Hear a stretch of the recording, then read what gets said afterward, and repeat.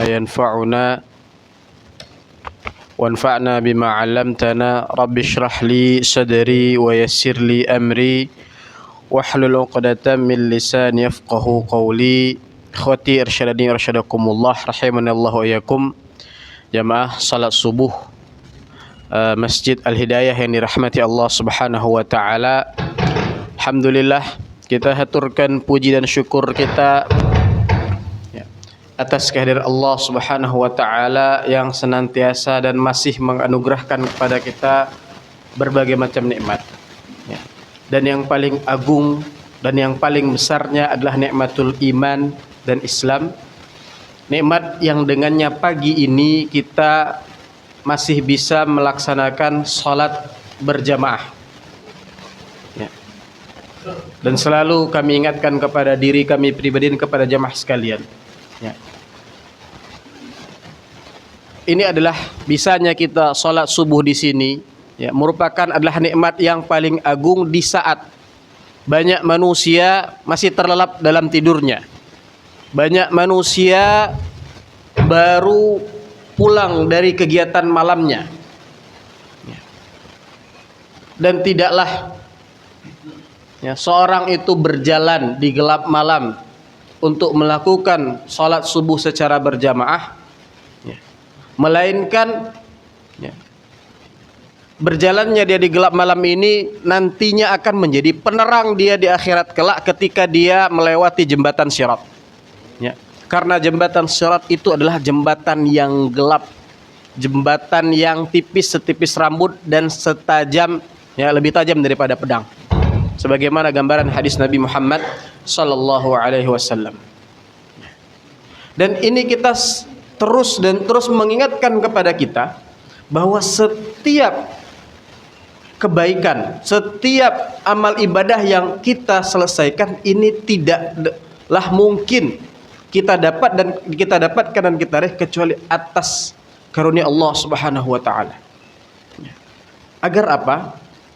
Agar ketaatan-ketaatan yang sifatnya rutinitas itu selalu hadir dan selalu agung di dalam hati kita, sehingga apa? Sehingga kita tidak kehilangan rasa saat mengerjakannya. Karena sifatnya ibadah-ibadah yang rutinitas itu seringkali kita kehilangan rasa dalam mengerjakannya. Ya sudah, ini sebagai sebuah rutinitas, maka perlu kita mengulang-ulang keagungan-keagungan, keutamaan-keutamaan dari salat-salat yang kita kerjakan. Kemudian ikhwati rasyadina syadakumullah rahimanallahu yakum, salat dan salam kita doakan kepada Allah agar senantiasa tercurah kepada Nabi kita Nabi Muhammad sallallahu alaihi wasallam. Nabi yang kecintaannya kepada umatnya itu lebih besar daripada kecintaan orang tua kita sendiri kepada diri kita. Dalam suatu hadis Nabi Muhammad sallallahu alaihi wasallam, diriwayatkan dalam Sahih Ibnu Hibban, sebagaimana Ibunda Aisyah radhiyallahu anha menceritakan, annahu lamma anastu min Rasulillah sallallahu alaihi wasallam sa'altuhu. Ibunda Aisyah menceritakan, ketika saya melihat Rasul itu dalam keadaan senang, lagi girang Rasul di rumah, maka Ibunda Aisyah meminta kepada beliau, mengajukan proposal kepada Nabi. Apa proposalnya? Ya Rasulullah, ud'uli, wahai Rasul, doakan saya. Maka kemudian Nabi Muhammad SAW mendoakan, Allahumma ghafir li Aisyah ma taqaddama min dhanbiha wa ma ta'akhkhar wa ma asrat wa ma a'lanat. Ya Allah, ampunilah doa Aisyah yang telah lalu dan yang akan datang, yang tersembunyi dan yang tampak. Maka kemudian Ibunda Aisyah radhiyallahu anha begitu senangnya dengan doa Nabi ini, sampai kemudian kepala Ibunda Aisyah itu hampir terjatuh karena saking girangnya. Maka kemudian melihat Ibunda Aisyah radhiyallahu anha yang begitu kegirangan, Nabi bertanya kepada Ibunda Aisyah, "Ya Aisyah, ayasurruki du'ai?" Wahai Aisyah, apakah doaku ini barusan itu membuat kamu bahagia? Ibu Dasyah mengatakan, bagaimana mungkin saya tidak bahagia dengan doa seperti ini, wahai Rasulullah SAW. Maka kemudian Nabi mengatakan, innaha la da'wati li ummati fi kulli shalah. Wahai Aisyah, perlu engkau ketahui, kata Nabi, doa yang seperti itu tadi adalah doaku untuk umatku di setiap sholatku. Ya. Allahumma ghfir li ummati ma taqaddamat min dambihim wa ma ta'akharat wa ma a'lanu wa asarru. Ya Allah, ampunilah dosa-dosa umatku yang telah lalu dan yang akan datang. Apa yang mereka sembunyikan dan apa yang mereka tampakkan. Setiap sholat, bahkan orang tua kita saja, ya, meskipun secinta-cintanya orang tua kepada kita, maka mungkin apa? Ya, ada kalanya di hari-harinya atau di sela-sela sholatnya orang tua kita luput dalam mendoakan kita, sedangkan Nabi tidak. Maka oleh karenanya Syekh Abdurrahman bin Nasir As-Sa'di dalam tafsir beliau, Tafsir Karimur Rahman, itu beliau menceritakan, mengatakan bahwa oleh karena ini, karena kecintaan Nabi lebih besar daripada kecintaan orang tua terhadap anaknya, maka hak-hak Nabi itu harus lebih kita dahulukan daripada hak orang tua kita. Maka ikhwati arsyadin yasyadakumullah rahimanallahu yakum, setiap kita bersalawat, hadirkan ini. Hadirkan kecintaan Nabi yang besar kepada umatnya. Sehingga dari kecintaan tersebut lahir ta'zim terhadap diri beliau. Setelah lahir ta'zim terhadap diri Nabi, maka lahir ta'zim terhadap syariat yang beliau bawa. Ikhwati arsyadin yasyadakumullah rahimanallahu yakum, pada subuh kali ini melanjutkan kitab yang kita bahas, sebagaimana juga pernah kami sampaikan ya pada pertemuan terakhir, bahwa insyaallah pada pertemuan kajian subuh hari Ahad pekan pertama kita membahas kitab Khamsuna Qawaid Qur'aniyah, ya, 50 kaidah-kaidah Quran ya, dalam menjalani agama dan kehidupan, karya Syekh Umar Al-Muqbil. Ya. Yang pada pertemuan yang lalu kita sudah bahas ya, kaidah yang pertama yaitu waqulu linnasi husna. Maka pada pertemuan kali ini kita akan membahas kaidah yang kedua yang beliau bawakan. Ya, kaidah ini merupakan potongan dari ayat Al-Qur'an ya, di mana kemudian beliau ya sallallahu alaihi wasallam, beliau ya Syekh Umar Al-Muqbil membawakan ya, kaidahnya adalah wa asa an takrahu syai'a ya, wa huwa khairul lakum wa asa an tuhibbu syai'a wa huwa syarrul lakum. Yang artinya wa asa an takrahu syai'an, dan bisa saja kalian membenci sesuatu. Wa huwa khairul lakum, padahal hal yang kalian benci itu adalah baik sejatinya untuk kalian. Wa asa an tuhibbu syai'an, dan ada kalanya kalian ya, mencintai sesuatu, wa huwa syarrul lakum, padahal hal yang kalian senangi, hal yang kalian cintai itu tadi buruk bagi kalian. Nah, ayat ini ya, merupakan penutup dari ya, ayat diwajibkannya jihad. Ya. Ya ayyuhalladzina amanu kutiba alaikumul qital wa huwa kurhul lakum. Hai orang-orang yang beriman, disyariatkan, diwajibkan kepada kalian untuk berperang. Ya, perhatikan ya bahasa Al-Qur'an. Kalau Al-Qur'an mengatakan al-jihad, maka itu mencakup ya, banyak aspek. Ya, ada kalanya jihad itu jihad hati, jihad lisan, dan jihad harta, ya, kemudian jihad fisik. Tapi kalau bahasanya adalah al-qital, ya, maka ini spesifik, maknanya adalah apa? Ya, peperangan di medan tempur. Ya. Tidak ada makna lain.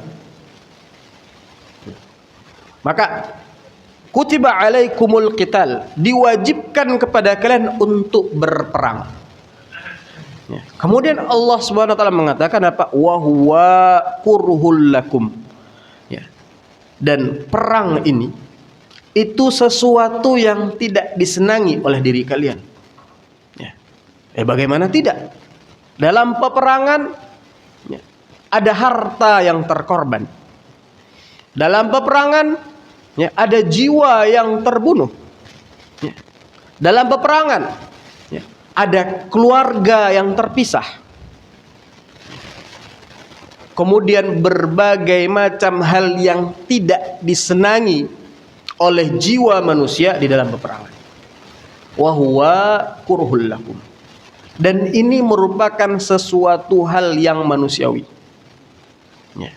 Namun kemudian Allah jelaskan bahwa ada kalanya hal-hal yang tidak kalian senangi, hal-hal yang tidak kalian ingini, justru hal tersebut baik bagi kalian, dan sebaliknya hal-hal yang kalian inginkan, hal-hal yang disenangi oleh jiwa kalian, justru hal tersebut ya, buruk bagi kalian. Maka ini adalah apa? Kaidah kedua ya, dalam menjalani hidup beragama ya, dan dalam menjalani kehidupan kita di dunia. Ya.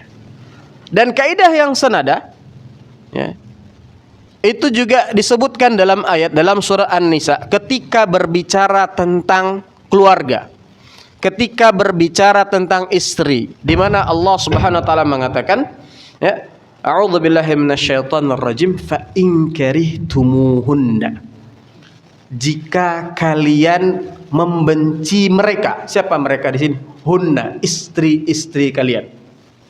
Ya, maknanya membenci itu bagaimana? Ya, ada hal-hal yang tidak kita senangi ya, pada apa? Pada keluarga kita, pada istri kita. Ya. Tentunya bapak-bapak di sini yang sudah menikah tentunya ya, memahami ya, dan mengerti hal ini.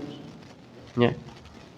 Karena ketika kita menikahi istri kita, kan kita tidak menikahi hal yang baik-baik saja pada istri kita. Ya.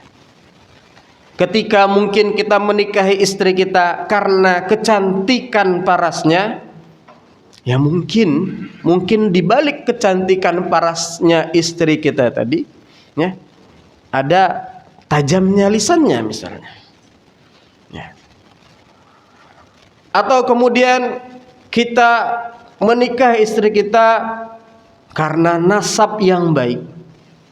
Ya. Mungkin saja ya, di balik kebaikan nasab istri kita ya, ada mungkin sedikit kesombongan darinya terhadap suaminya.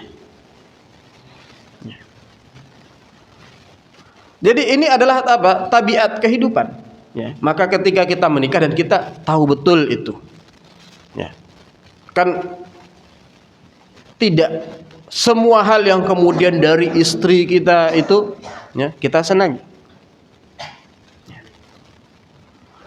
Di balik misalnya ya, taatnya istri kita kepada kita, ya, mungkin kita juga harus sabar dengan apa? Dengan bawelnya istri kita. Ya, ya terhadap apapun. Ya. Justru kalau istri itu nggak bawel, kadang ya, rumah kita ya, malah berantakan. Ya. Bawel terhadap anak-anak kita dan seterusnya. Maka ikhwati arsyadin insyadakumullah rahimanallahu yakum. Dalam surah An-Nisa ini Allah Subhanahu wa taala mengatakan ya fa in karihtumuhunna. Ya, jika seandainya kalian ada hal-hal yang tidak kalian senangi terhadap istri-istri kalian. Kalian tidak senangi misalnya banyaknya permintaan istri ya. Ya. Kadang istri itu ngajukan proposal baju baru, ngajukan proposal ya, perabotan baru, itu kan kadang nggak ngelihat ya, suaminya lagi punya duit atau enggak ya. Ya. Itulah perempuan itu Terkadang dia sendiri saja tidak bisa mengerti terhadap diri mereka, ya apalagi kadang kita laki-laki. Maka pada hal-hal yang tidak kita senangi itu tadi, ya Allah SWT mengatakan fa in karihtumuhunna, ya, jika kalian, ya, ada hal-hal yang tidak kalian senangi terhadap istri-istri kalian, fa'asa an takrahu syai'an, dan bisa saja kalian membenci sesuatu, wa yaj'alallaha fihi khairan katsiran, justru bisa saja pada hal yang tidak kalian senangi itu tadi, ya Allah jadikan kebaikan yang banyak, ya. Maka dari dua ayat ini, ya, kalau ayat pertama konteksnya adalah apa? Konteksnya adalah jihad. Maka ayat kedua ini konteksnya adalah hubungan suami istri. Maka dalam ayat ini, ya, Allah SWT mengatakan satu, terkait dengan jihad. Ya. Jihad ini terkait dengan hal-hal yang tidak kita senangi yang berupa fisik. Ya. Sedangkan dalam urusan keluarga dengan istri-istri kita, ini terkait hal-hal yang seringnya itu bersifat apa? Perasaan. Ya. Kemudian dalam jihad, ya, ini adalah apa? Syariat yang sifatnya ibadah. Ya. Sedangkan dalam hubungan keluarga, ya, hal-hal yang sifatnya hubungan interaksi kita, ya, bersama manusia. Ya. Maka meskipun ayatnya tadi berbicara tentang kehidupan rumah tangga, kenapa kehidupan rumah tangga? Karena tadi orang yang paling sering berinteraksi dengan kita dalam kehidupan ini siapa? Ya, istri kita. Ya. Yang sering berinteraksi dengan kita dalam kehidupan istri kita. Maka dalam berinteraksi sesama manusia, ada hal-hal yang tidak kita senangi. Ya. Ada hal-hal yang, ya, tidak kita inginkan. Entah itu dari istri kita, orang yang paling sering interaksi dengan kita, ataupun dari tetangga kita, ataupun dari anak kita, rekan kerja kita, lingkungan kita, jamaah tempat masjid kita tinggal. Ya. Maka dalam interaksi tersebut ada hal-hal yang apa? Yang tidak kita senangi ada kalanya. Ya. Tapi jangan kita kira pada hal-hal yang tidak kita senangi itu, ya, tidak ada hikmahnya. Ya. Karena Allah Subhanahu wa taala mengatakan fa'asa antakrahu syai'an, ya, dan bisa saja kalian, ya, membenci sesuatu, tidak menyenangi sesuatu, tapi Allah jadikan pada hal yang tidak kalian senang itu kebaikan yang banyak. Ya. Ya. Maka dalam interaksi tadi, ya, sesama manusia, terkait dengan jihad dalam masalah ibadah, maka kalau tadi kita katakan ibadah jihad, maka ibadah-ibadah yang tingkat ketidaksenangannya itu di bawah jihad, ya, maka apa? Maka juga ada hal-hal yang tidak kita senangi. Ya, sholat subuh saja. Tentunya sholat subuh ini, ya, kita kalau lebih memilih, lebih pilih mana, tidur ataupun sholat subuh, ya, tentunya kita akan memilih apa? Tidur. Secara manusiawi. Karena apa? Tadi lebih enak tidur, nggak ada effort yang kita lakukan, kita lagi istirahat. Ya. Tapi dari ketidaksenangan kita secara manusiawi, ya, ada rasa kantuk yang kita lawan, ya, ada rasa malas yang kita singkirkan, ya, ada dingin yang kita coba lawan. Ya. Maka dibalik itu ada kemudian apa? Kebaikan. Kemudian kemarin dalam hal apa? Puasa. Itu kan tidak senang. Ya, hal-hal yang tidak kita senangi. Apa? Ya, kita senangnya makan dan minum. Ya, maka lapar dan haus itu bukan hal yang kita senangi. Tapi justru Allah SWT mengatakan dengan laparnya perut dan hausnya tubuh kita, ini apa? Jalan termudah bagi kita untuk mencapai ketakwaan. Jalan termudah bagi kita untuk mencapai ketakwaan. Makanya kemudian apa? La'allakum tattaqun. Ya. Bagaimana kemudian dengan perut yang lapar? Kemudian dengan haus dan dahaga, seseorang bisa mencapai ketakwaan. Ya. Maka para ulama mengatakan jalan itu seperti ini. Kalau perut kita kosong, ya. Kalau perut kita kosong, maka apa? Jalur setan dalam tubuh kita, ya, itu menyempit. Majrad dam. Ya, bukankah setan itu mengalir dalam tubuh kita seiring dengan alirannya darah? Maka kalau tubuh kita lapar, kemudian kita haus, maka jalur setan tadi apa? Dipersempit. Kalau jalur setan dipersempit, maka apa? Maka syahwat melemah. Ya. Syahwat atau hawa nafsu kita melemah. Ya. Kalau kemudian hawa nafsu seseorang melemah, ya, maka apa? Maka hatinya bersih. Kalau hatinya bersih, maka dia akan ringan melakukan amalan-amalan ketakwaan. Ya. Ini kenapa kemudian apa? Perut yang kosong itu bisa menghantarkan seseorang kepada ketakwaan, itu tadi jalurnya. Ya. Dan ini kita rasakan. Ya, kita rasakan semangat kita dalam membaca Al-Quran. Ya, lebih semangatan mana? Ya, Syawal atau bulan Ramadan, Mbak? Ya, bulan Ramadan. Ya, mungkin saya rasa ya bagian dari husnuzon saya terhadap jamaah ya masjid Al-Hidayah ini ya, Ramadan kemarin saya rasa ya hampir mayoritas kita khatam 1 kali. Ya. Nah, sekarang ini dah Syawal ya. Syawal sudah 26 atau 27 Syawal. Ya. Nah, pertanyaannya adalah, ini kan bisa jadi tolak ukur kita. Nah, sudah berapa juz? Ya, kalau ngikutin pola kita di Ramadan, harusnya sekarang sudah di atas 20 juz. Ya. Ya. Tapi kan kenyataannya berapa, Pak? 1 juz sudah, ya. Atau 5 juz sudah, kan begitu. Ya. Nah, ini tanda bahwa tadi dengan perut yang kosong, ya, seseorang mudah untuk melakukan amalan-amalan ketakwaan dengan jalur seperti itu tadi. Ramadan, ya, rata-rata kita sholat tarawihnya full, meskipun kadang tidak di masjid, minimal kita witir sebelum sahur. Ya. Itu kalau apa? Kalau bulan Ramadan. Nah, sekarang ya sudah 27 Syawal tadi. Ya. Berapa malam kita yang bolong witirnya? Kan begitu. Ya.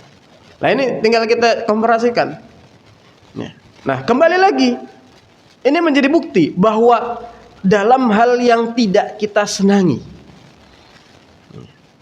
dalam lapar dan haus yang kita ya, yang kita rasakan selama bulan Ramadan, ya, maka dalam hal tersebut terdapat kebaikan yang banyak. Apa kebaikan yang banyak? Mudah dan ringannya hati kita ya, dalam melaksanakan ibadah ya. Karena tadi ringan dan mudahnya hati melaksanakan ibadah itu bukan perkara ya kuat-kuatan fisik, enggak. Ya. Berapa banyak orang ya, yang kuat ngangkat beban ya di fitness ya. Namun kemudian apa? Ketika mengangkat kaki untuk sholat subuh atau mengangkat kaki untuk berjamaah ke masjid, itu menjadi berat. Karena ini bukan persoalannya, itu bukan persoalan ya, persoalan kuat-kuatan fisik, bukan ya. Tapi persoalan apa? Kuatnya hati kita. Dan hati itu, keinginan kita untuk taat itu akan semakin kuat jika hati kita bersih dari beban.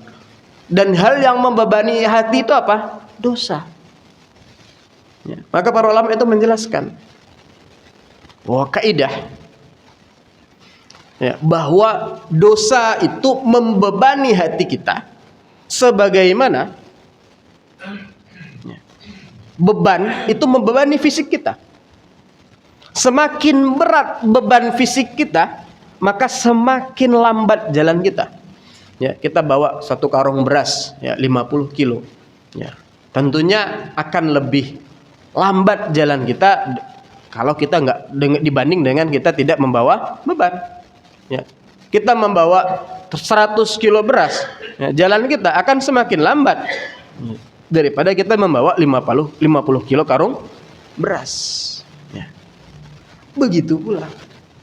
Ya. Maka beban hati kita akan semakin ya, berat ya, dengan semakin banyaknya dosa yang menumpuk di dalam hati kita. Maka ketika hati kita banyak bebannya, maka apa? Berat melakukan amalan ketaatan. Oleh karenanya di antara hal yang perlu dan senantiasa kita rutinkan adalah ya bertaubat di setiap harinya atas dosa-dosa kita. Ya, karena dengan taubat tadi kita membakar kalorinya dosa.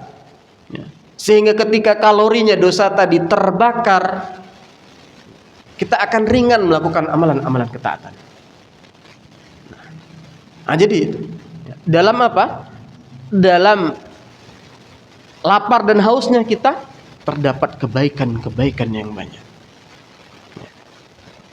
Kemudian dalam apa? Dalam zakat yang kita keluarkan. Ini bagian juga dari ibadah. Dalam zakat yang kita keluarkan. Dalam zakat yang kita keluarkan. Semua kita kan suka harta. Zuyyina lin-nasi hubbus syahawat. Kita ya, dihiasi bagi kita, ditampakkan indah bagi kita kecintaan terhadap syahwat, ya, kecintaan terhadap wanita, kecintaan terhadap harta. Ya. Harta ini kan macam-macam. Ya. Baru kemudian apa? Dalam Islam itu ada apa? Syariat yang namanya zakat. Ya. Baik zakat fitrah. Kalau zakat fitrah mungkin ya, tidak terlalu berat. Nah, ini yang mulai berat ini kalau sudah masuk zakat, ya, zakat mal. Ya, baru udah mulai berat itu. Zakat ya yang jualan misalnya. Ya. Yang jualan. Ya. Itu kan nanti dihitung. Ya. Zakatnya ya, perdagangannya di akhir haul nanti udah nyampe nisab belum? Ya. Ini yang lagi lebih berat lagi, Pak. Tapi mungkin ya, jamaah Masjid Al-Hidayah tidak ada yang melakukannya. Itu apa? Ya, zakat pertanian. Ya. Di sini kan nggak ada yang petani kan, Pak ya? Apa? Nggak ada sawah kan? Ya, kecuali punya sawah di kampung. Ya kan? Zakat pertanian. Ini berat, Pak, bagi para petani kita. Ya, bagaimana tidak berat? Ya, bagaimana tidak berat? Nisabnya bahan pertanian itu, zakat pertanian itu berapa? 600, kurang lebih 675 kilogram. Ya. Mereka panen 1 ton, ya, sudah nisabnya tadi seperti itu. Mereka panen 1 ton, ya, maka apa? Mereka harus mengeluarkan. Kalau sawahnya, ya, sawah tada hujan, ya, jadi dalam mengairinya mereka tidak membutuhkan effort, nggak mengeluarkan biaya, maka mereka wajib mengeluarkan berapa? 10%. 100 kilo. Ya. Kalau sawahnya apa namanya dalam pengairannya butuh effort, dia harus pakai mesin misalnya, ya, atau bayar orang, maka apa? Maka dia mengeluarkan zakatnya berapa? 5%. Kalau 1 ton ya, mengeluarkan 50 kilo. Ya. Padahal petani kita hari ini ya, zakat apa? Panen 1 ton itu kadang belum tentu untung. Ya, yang kacaunya kan pas panen, ya, impor dibuka, ya kan, beras turun. Ya. Ya, beras jatuh harganya. Nah, ini berat bagi para petani. Tapi pertanyaannya kadang, nisabnya kena. Kalau nisabnya kena kan wajib dikeluarkan zakatnya tanpa melihat apakah ini untung ataupun rugi, kan kadang itu. Ya. Berapa banyak kemudian para petani kita yang sadar zakat misalnya. Ya. Ditambah harga gabah semakin hari semakin naik, harga pupuk semakin hari semakin naik. Ya. Kemudian belum lagi apa? Ya, permainan para rentenir, para tengkulak. Ya. Hancur petani kita.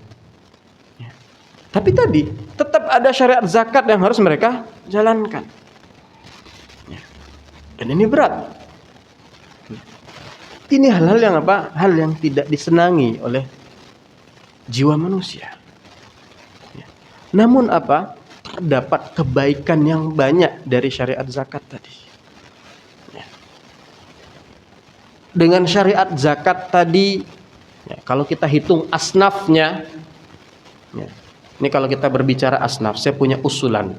Ya, saya harap jamaah Masjid Al-Hidayah ini banyak yang wajib zakat. Ya, saya punya usulan, satu proposal. Dan ini saya sampaikan kemana-mana. Ya, sering kali di antara kita, ini kalau ada orang dia zakat, ya, dia zakat misalnya zakatnya nilainya 100 juta. Ya. Biasanya yang sering dilakukan apa? Ya, dikumpulkan 100 orang miskin. Ya. Kemudian dibagi 1 juta per orang miskin. Bagus. Ya. Namun ya, di dalam fikih itu ada hal yang perlu sebenarnya diperhatikan dalam distribusi zakat. Ya. Contoh, ya. Saya bandingkan dengan hal yang seperti dalam fikih itu salah satu prinsipnya adalah kifayatul umur bagi orang fakir miskin, ya. Yaitu apa? Kifayatul umur, memberi kecukupan kepada dirinya seumur hidup. Nanti saya jelaskan seumur hidup itu maksudnya seperti apa. Ya. Seumur hidup itu, ya, para ulama menjelaskan kalau dia orang yang bisa memiliki keterampilan, dia bisa menjahit, ya, dia bisa produksi sesuatu, dia bisa bikin sepatu, dia bisa bikin apa, maka cara distribusi ke zakatnya bukan dikasih uang 1 juta, tidak. Belikan dia mesin jahit, mesin obras, ya, sehingga ya dengan zakat tadi tahun depan dia sudah tidak fakir miskin lagi. Maka lebih mending mana dengan zakat, ada orang yang berzakat 100 juta dibagi 1 juta, ya, kepada setiap fakir miskin, atau apa? Yang 100 jutanya dicari orang fakir miskin yang dengan selektif, kemudian apa? Ya, fakir miskin tadi dimodalin. Kalau dia punya keterampilan, kalau dia orangnya bisa berdagang, maka tadi ya, kasih dia modal untuk berdagang. Ya, bahkan para ulama sampai mengatakan kalau dia fakir miskinnya tidak punya keahlian apa-apa, ya, dagang nggak bisa, keterampilan tangan nggak bisa juga, produksi juga nggak bisa, apa? Belikan dia properti yang dengan properti tadi dia bisa sewakan, dari hasil sewanya dia bisa hidup. Nah, itu prinsip kifayatul umur tadi. Jadi dengan tadi, ya, zakat sebagai mekanisme kita untuk mengentaskan kemiskinan itu betul-betul apa? Berfungsi dengan baik. Misalnya dari orang yang satu orang yang tadi yang berzakat, ya, 100 juta, dia bagi 50-50 kepada 2 orang fakir miskin saja. Di daerah tersebut, ya, tahun depan, ya, dengan model yang seperti itu, insya Allah tahun depan yang sebelumnya fakir miskinnya 100 orang menjadi 98 misalnya. 5 tahun dia seperti ini, ya, 5 tahun dia seperti ini misalnya, maka apa? Ya, setidaknya sudah 10 fakir miskin yang terangkat derajatnya dari kemiskinan. Nah, ini salah satu prinsip apa? Distribusi zakat yang kadang, ya, dalam distribusi zakat hari ini ya, itu tidak terperhatikan oleh sebagian orang yang menjadi apa, wajib zakat. Kadang tadi ya, orang tadi zakatnya ratusan juta ya, diamplopin kasih ke fakir miskin. Ya, fakir miskinnya desak-desakan. Ya. Dan beberapa waktu yang lalu kan kita sering mendengar ya, bagaimana ya fakir miskin ya, pingsan, desak-desakan hanya untuk apa? Tadi mendapatkan pembagian zakat dari orang kaya di kampung tersebut. Nah, ini penting. Nah, tentunya memang ini effort, ini membutuhkan usaha. Kan nggak bisa kemudian kita ketika kita punya zakat nyari fakir miskin yang seperti tadi. Maka tadi dalam 1 tahun kita lihat orang-orang sekitar kita, siapa sih ya yang kira-kira kemudian layak ya, untuk kita apa, distribusikan zakat kita ya, dengan cara yang seperti itu, kifayatul umur. Ya, mencukupkan dia ya, kebutuhannya seumur hidup ya, dengan prinsip seperti itu tadi. Nah, ini zakat ya. Dengan zakat tadi berapa banyak zakat yang tidak disukai oleh jiwa manusia, zakat yang pada dasarnya tidak disukai oleh jiwa manusia, tapi apa, ada kebaikan yang banyak ya. Berapa banyak orang yang terangkat dari derajat kemiskinan ya.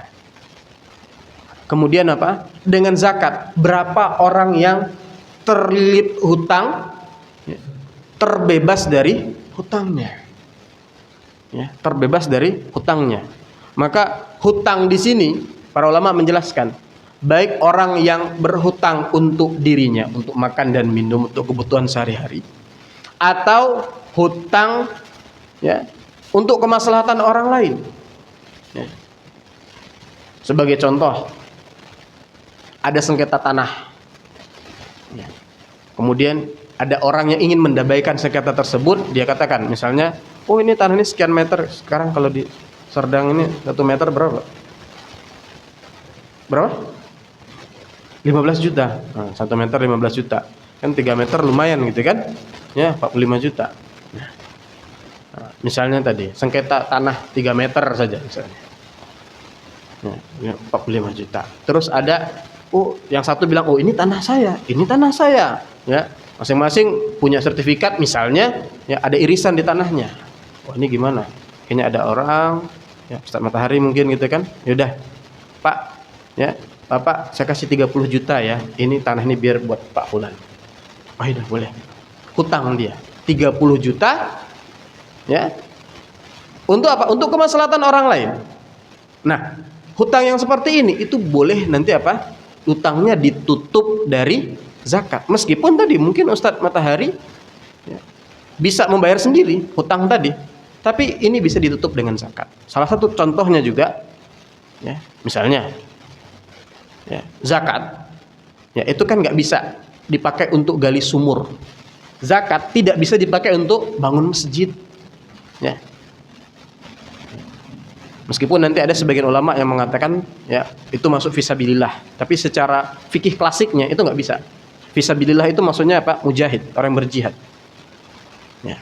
Nah, ini anggap tadi ya, orang mau bangun masjid atau mau renovasi masjid, sedangkan tadi nggak bisa pakai uang zakat. Ini bagaimana caranya? Sudah ya, satu orang mungkin atas nama ketua DKM ngutang di toko material ya, ngutang atas pembangunan masjid tadi ya. Nah, ketika tadi satu orang tadi utang di toko material, nanti hutangnya bisa dibayarkan dari uang zakat karena dia berhutang untuk kemaslahatan orang lain.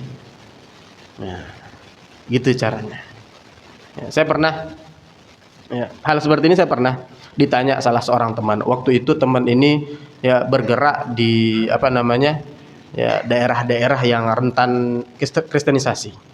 Dia bilang ke saya, dia tanya, boleh nggak ya dana zakat dipakai untuk pembangunan sumur, karena daerah ini itu daerah kering ya, marak kristenisasi, kita ingin bangun sumur daerah ini. Wah, saya nggak bisa, saya bilang.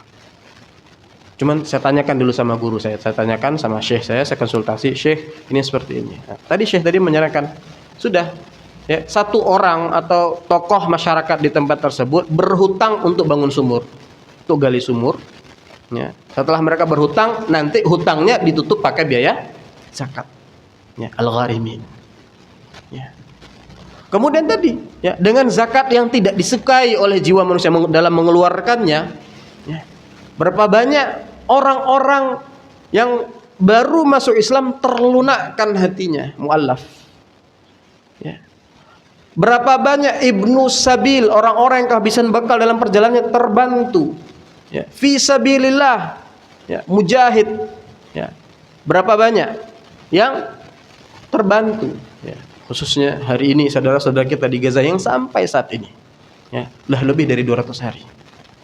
Ramadan kemarin ada salah seorang teman bertanya kepada saya, ya, ini saya punya zakat sekian,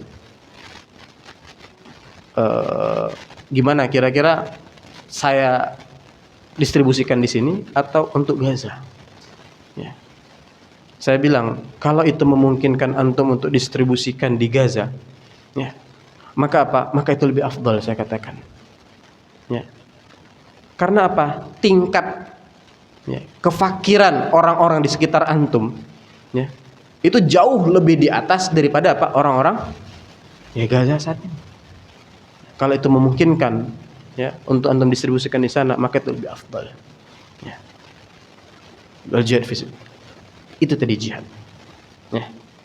Itu tadi jihad. Itu tadi apa? Zakat.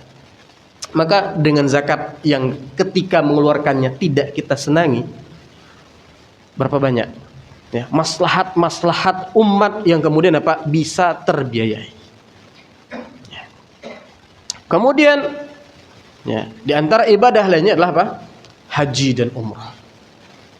Ya. Saya membawakan permisalan yang disampaikan oleh, ya, Ustadz Zulzikri. Ya, permisalan beliau bagus sekali. Ya, permisalan beliau bagus sekali. Ketika beliau menyampaikan, ya, haji, umroh misalnya. Umroh itu kan rata-rata sekarang biayanya di 25 juta sampai 35 juta. Ya, tergantung pesawat yang kita pakai, hotel bintang berapa. Ya, cuman kalau bintang 7 adanya di Indonesia, yang ada di sana. Ya. Ya. Kemudian apa? Ya, haji hari ini. Ya, setoran awal 30 juta, reguler kalau nggak salah terakhir diputuskan 59 juta. Ya, itu reguler. Ya, ngantrinya berapa? 20 tahun, 25, 30 tahun. Ya, reguler. Kalau mau yang haji plus, antrinya 5 sampai 7 tahun. Berapa biayanya? Kurang lebih 200-an juta. Ya. Ya. Atau kemudian apa? Ya, kemudian itu yang kuota resmi. Ya, ada nanti kuota undangan Raja Saudi. Nah, itu dulu bapak-bapak, ya, undangan Raja Saudi itu untuk siapa? Untuk DKM masjid, ya, untuk marbot masjid, untuk dai. Nah, sekarang itu, ya, ini sedih juga kita. Ya. Dulu, ya, undangan-undangan itu di Indonesia, haji undangan itu didistribusikan lewat apa? Lewat Atase Diniyah Arab Saudi di Indonesia. Ya. Jadi ustadz-ustadz yang dilihat kiprahnya bagus, dakwahnya di masyarakat, marbot ataupun apa, itu berangkat haji. Nah, sekarang, ya, visa itu apa? Diperjualbelikan oleh travel. Ya, harganya di 400 sampai 500 juta kalau mau berangkat haji tadi, haji furoda namanya. Ya, itu visa mujamalah dikeluarkan oleh, itu jatah pangeran-pangerannya di Saudi. Nah, dijual, Pak. Ya. Maka kalau dulu kan kita kadang, wih, Ustadz Fulan apa dapat haji undangan gitu kan. Nah, sekarang kan jarang karena tadi. Nah, kembali kepada permisalan tadi. Haji dan umroh, ya, itu kan apa namanya, ada biaya yang besar yang kita keluarkan. Ya, biaya yang besar kita keluarkan. Ya. Nah, sekarang Ustadz Nuzul itu memberikan permisalan gini. Sekarang kita punya mobil Kijang Krista tua. Ya. Ya. Dijual, ada mobil Kijang Krista tua. Ya. Dijual apa? Dengan harga 150 juta. Kemahalan nggak, Pak? Ya, Kijang Krista tua. harganya 150 juta. Kemahalan nggak Pak? Kemahalan. Ya, atau motor deh. Ya. Motor Astrea Grand tahun 95. Ya, dijual sama orang 20 juta. Kemahalan nggak Pak? Kemahalan. Tapi kalau ternyata Astrea Grand tadi yang dijual orang 20 juta tadi, terus ada orang datang ke kita, kalau ada Astrea Grand tahun 95, saya boleh dong, mau saya beli 100 juta. Ya, mau saya beli 100 juta. Kira-kira yang Astrea Grand yang menurut kita tadi diberi 20 juta kemahalan. Kalau ada yang mau nawar dan beli 100 juta, ya jadi mahal nggak Pak? Hah? Jadi murah ya. Nah, itu ya permisalan Ustaz Nuzul Zikri terhadap apa? Ibadah umroh ataupun haji. Ya. Kadang orang umroh ataupun haji itu, wah, saya udah keluar duit mahal-mahal, ya, tapi kok ya tetap masih berdesak-desakan kalau makan antri di hotel, tetap berdesak-desakan tawaf, tetap berdesak-desakan sa'i, panas dan lain sebagainya. Ya, padahal saya sudah keluar 30 juta. Ya. Tapi kalau kita dapat jaminan dari Allah Subhanahu wa taala, kalau umroh dan haji itu menafikan dari kita kefakiran. Ya. Apakah kita akan berhitung dengan nilai yang ya 25-30 juta itu tadi? Kan begitu. Jadi Bapak-bapak yang dirahmati oleh Allah Subhanahu wa taala, kaidahnya tadi, wa asa an takrahu syai'an. Dan ada kalanya kita tidak senang terhadap suatu hal. Ya. Padahal hal yang tidak kita senangi itu baik. Ya. Dan ada kalanya hal itu kita inginkan, ya, kita senangi, justru hal tersebut tidak baik bagi kita. Ya. Sebagai contoh, menghanyutkan bayinya itu tidak senang bagi ibunya Nabi Musa. Musa berada di istananya Fir'aun, itu tidak senang bagi ibunya Nabi Musa. Tapi apa? Ya, justru ya, kisah kehancuran Fir'aun itu berawal dari ketidaksenangan ibunya Musa dalam menghanyutkan bayi.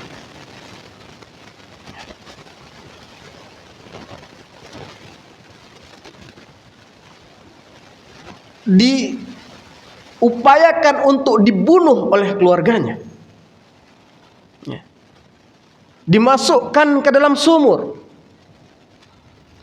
Dituduh, ya, menggoda istri Al-Aziz. Ya. Itu hal yang tidak mengenakkan bagi Nabi, ya, bagi Nabi Yusuf. Ya. Namun, ya, ya, itu menjadi sebab, ya, dibebaskannya Mesir, ya, dari kezaliman. Itu menjadi sebab tersebarnya keadilan seantero Mesir. Ya. Dan kisah-kisah Al-Quran itu menjelaskan kita tentang kaidah besar ini. Ya. Dibunuhnya seorang anak laki-laki, ya, oleh Nabi Musa. Ya. Dibunuhnya seorang anak laki-laki oleh Nabi Musa. Itu hal yang tidak mengenakkan bagi kedua orang tuanya. Namun apa jadinya kalau anak laki-laki ini besar dan memaksa orang tuanya untuk kufur? Justru itu lebih tidak mengenakkan. Wa asa an takrahu syai'an wa huwa khairul lakum wa asa an tuhibbu syai'an wa huwa syarrul lakum. Ini merupakan kaidah bagi kita dalam kehidupan untuk ringan kita menghadapi setiap episode takdir yang Allah takdirkan bagi kita. Ya.